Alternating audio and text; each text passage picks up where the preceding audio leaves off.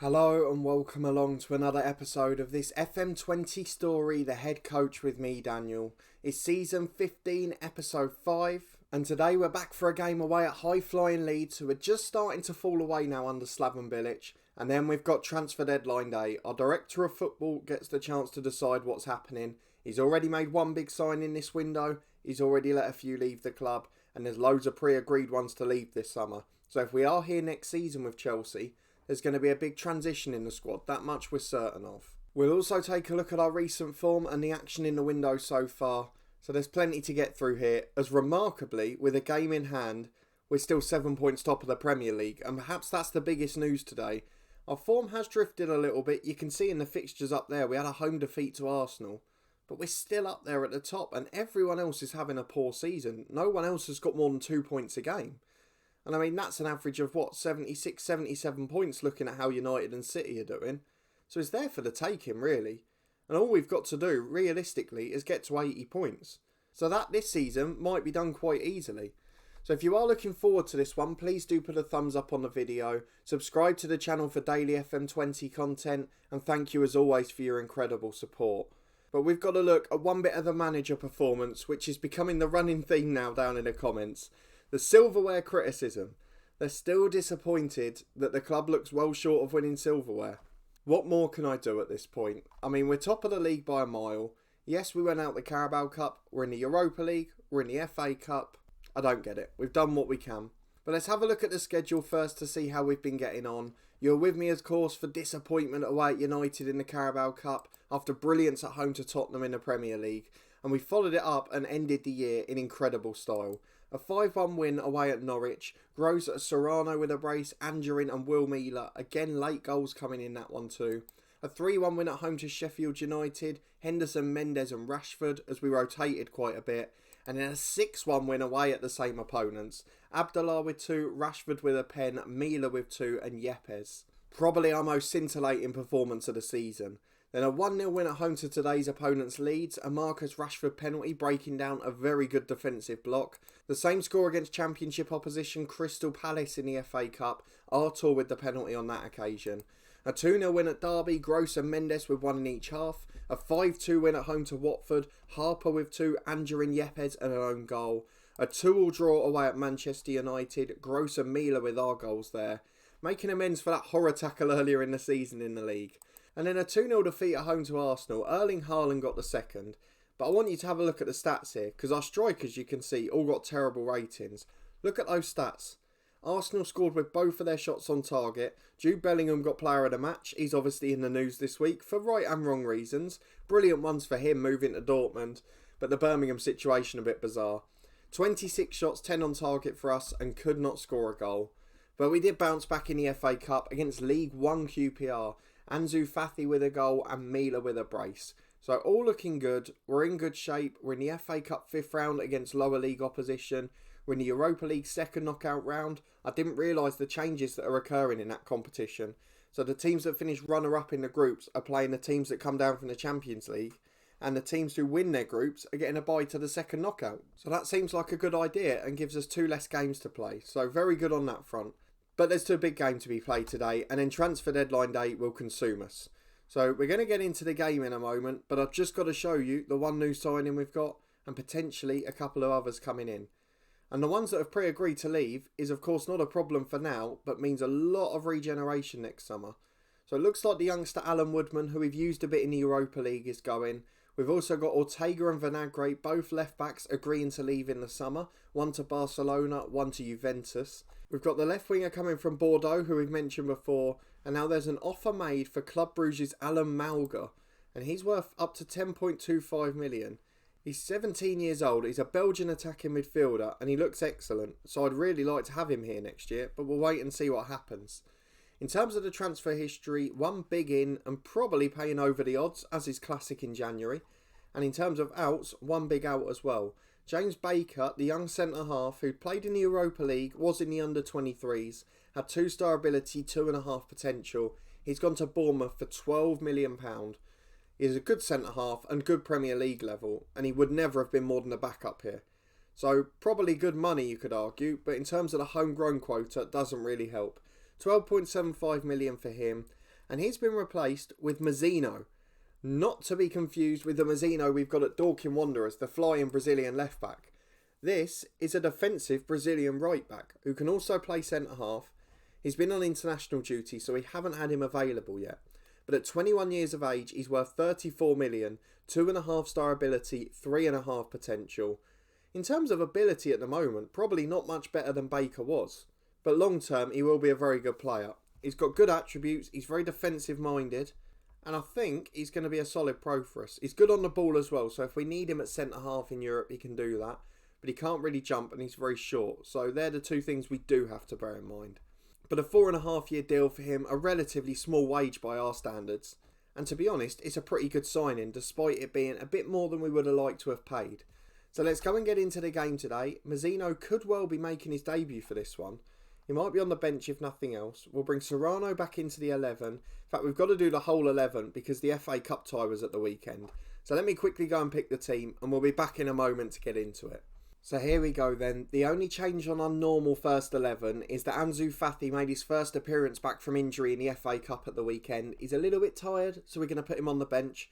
Marcus Rashford coming in on the wing. Aside from that, it's our first 11. So DJ Kobe in goal, the departing Vinagre and Hakimi the fullbacks with Al Jahani and Abdullah the centre halves. Yepes and Harper in the middle. Harper now 5-star ability from being our worst player in the starting 11 at the start of the season. What a star he's become, and what a signing he's become, in fairness. I said why if we sold Bellingham for him? It's become very clear now. The director of football, maybe he does know best. Serrano, Angerin and Rashford the attacking midfield three, Zenet Gross up front, and game changers like Mila, Ramos and Fati on the bench if needed, as well as a potential debut for Mazzino. So let's go and get into it. Can we get the victory, and can we stay right on top of this title chase? So Leeds lining up, matching us with the formation. There's a couple of familiar names there. Ryan Sessegnon at left back, Matteo Guendouzi in central midfield. Obviously the Arsenal exile at the moment. Obviously sorted out his personality and his attitude and got himself a career in the game. Up front, I've heard of that Downing. I'm not sure why. Oh, it's probably how many goals he scored. More than one a start. What a player he is. So let's go and get into it. We'll talk to the lads, ask them to pick up where they left off. And now, as the pressure's on, we're finally, for the first time, being expected to win the title. Everyone else has dropped so many points in January, so are we going to throw it away? It's Leeds v Chelsea. Let's see if we can get a result.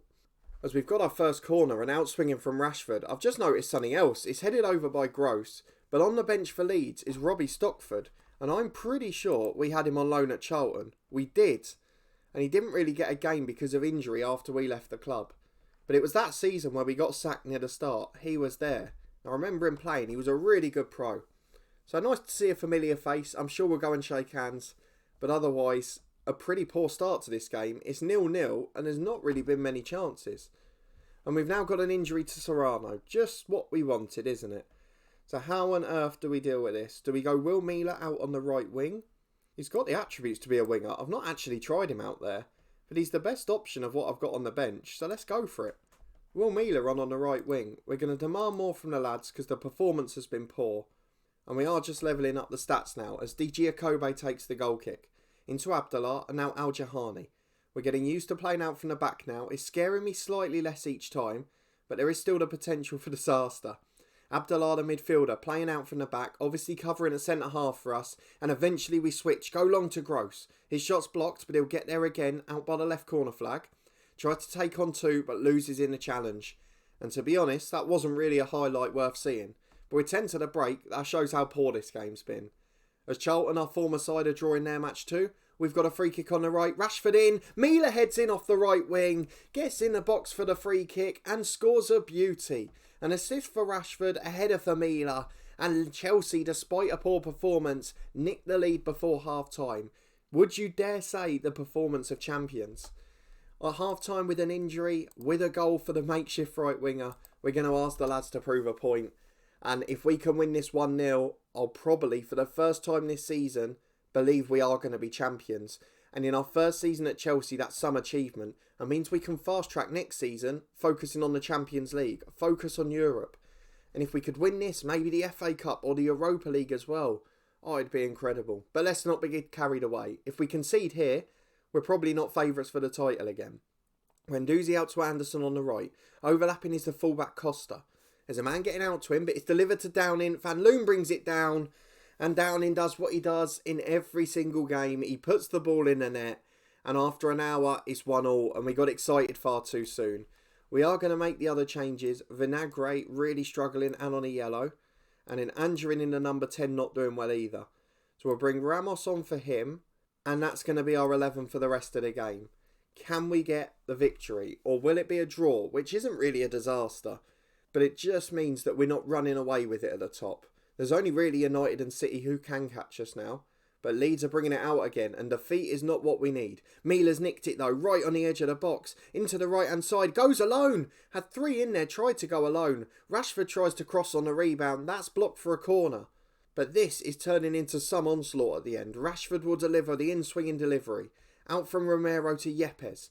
On the edge of the box he's got a man. Tries to switch to Al Jahani. But it still falls for him eventually. Just a little bit deeper than intended. And we're back for another highlight immediately as Harper finds Yepes. In the halfway going out to Mila. He's got an overlap on the wing. But beats 2. Beats 3. Oh, it's a brilliant run from Mila.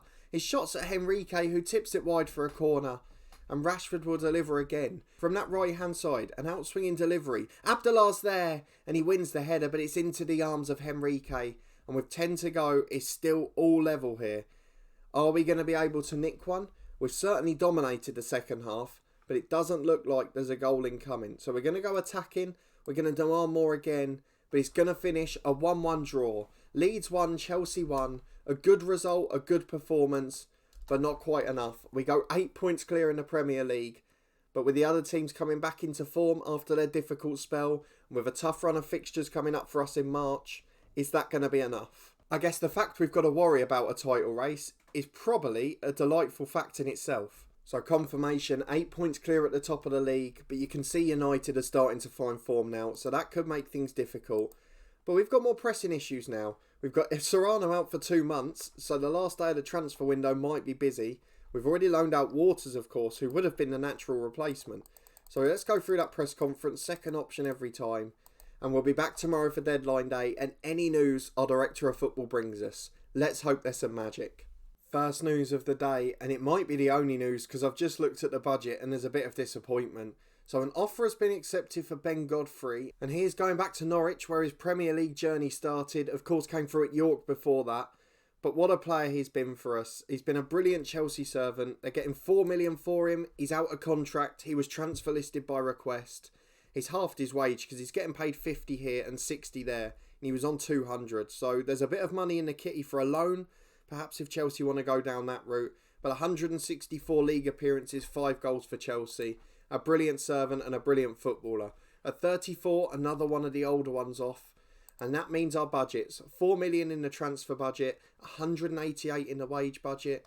Could we get a squad player? Could we potentially get a loan?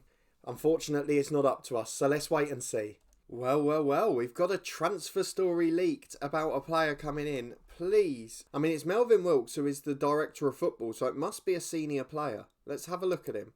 It's a 22-year-old, 24 million. Where's he got the money from? Ah, look at what he's done. He's turned the transfer budget to 30 million and the wage budget to 400 grand under. Or 314, sorry. How has he done that? I don't understand what's happening. We'd never be allowed to do that. But if we can get this guy, whatever way it is, that would be a brilliant signing. 3-star ability, 4.5 potential. Luis Antonio, a cultured attacking midfielder, naturally a shadow striker, can cover up front, can cover in central midfield. He's definitely going to give value to the squad, but will he join the club? We haven't actually got a natural backup in the number 10. We have had Yepes pushing forward, and obviously Angerin's at 30 now, so this could be a real future-proof for the club. And they're trying to do that quite often. But I really don't see how he joins. We'll have to wait and see what happens there. Because how he's been allowed to change the budget, I don't know. And is that meaning that we're then going to get the club vision item to say that the board are unhappy with spending over the odds on wages? I don't know. So we have to be careful about that, but it's not something we can control. But potentially some surprising deadline day action at Chelsea. Well, somehow it has happened. Luis Antonio has been granted a work permit. He's been agreed to sign for Chelsea, again much lower wage than all of the older pros. And he's signed. I've no idea how the director of football has managed to spend that money. If we look at the budgets, the wage bill is now 400 grand over. And I'm sure that will cause some problems for us later down the line. But as it stands this season, chasing a trophy, we've managed to get in one brilliant player and one old one who's barely featured off the wage bill. And that is absolutely huge for us. So let me just go and have a look at the vision. Are we getting complaints about it? Not yet. But look at this. Look at this notable highlights. On course to win the Premier League. Delighted with the club's Premier League performance. Looks well short of winning silverware. You've just said we look like winning the Premier League. It is a completely contradictory statement. And we've got the struggling to work within the wage budget. That's an issue because that's important to them.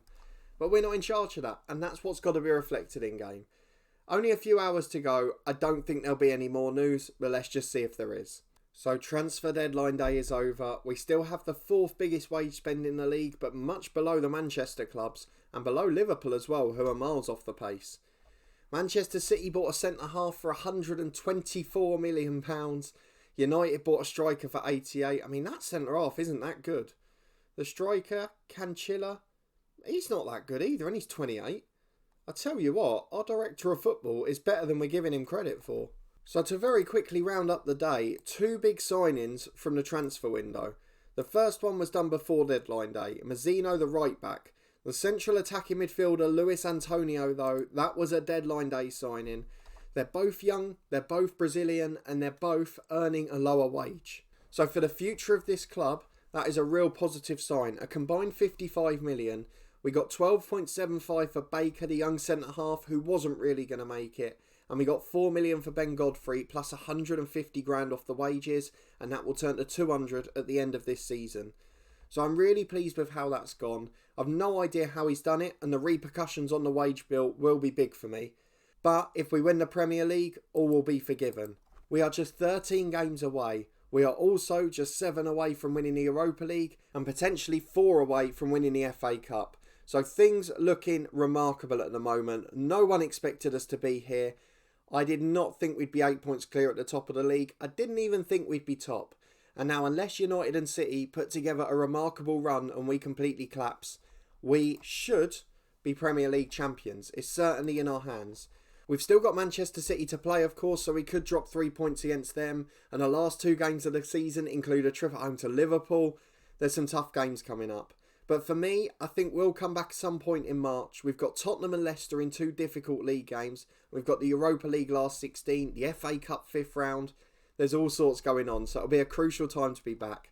We should have a youth intake around then as well. Hopefully a new gem to add to the squad. So if you are looking forward to all that and you did enjoy this episode, please do put a thumbs up on the video. Let me know down in the comments what you thought of the 2 big signings in this window and what you thought of that draw away to Leeds. In the grand scheme of things, it doesn't look a bad result.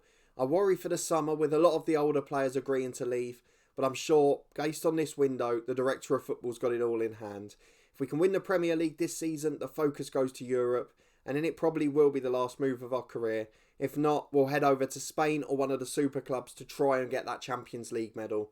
But this year, we've still got a chance at the Europa League. So if you want to see how we get on and keep up to date with this story, please do subscribe down below and turn that notification bell on. You'll get alerts as daily FM20 content releases on the channel, as well as a weekly stadium review series. The last episode of our Cricket 19 career was today, and we've also got a weekly live stream every Tuesday morning at 10 AM. So if you are free, if you're off school, college, work, university, whatever this summer, please do come and get involved. We've got a brilliant little community, and I'd love to have you along as we're managing the Burnley side from earlier in this head coach series. Also, keep your eyes peeled in a couple of weeks' time. On the Sunday, we'll have a new FM20 short-term series starting. And finally, please do check out the podcast channel. We've got predictions, interviews, matchday vlogs once we can go again, and plenty of topical podcasts too. It has taken off and gone absolutely crazy the last month or so. So thank you everyone for your support, and I hope you continue to enjoy the content both here and over on that channel as well.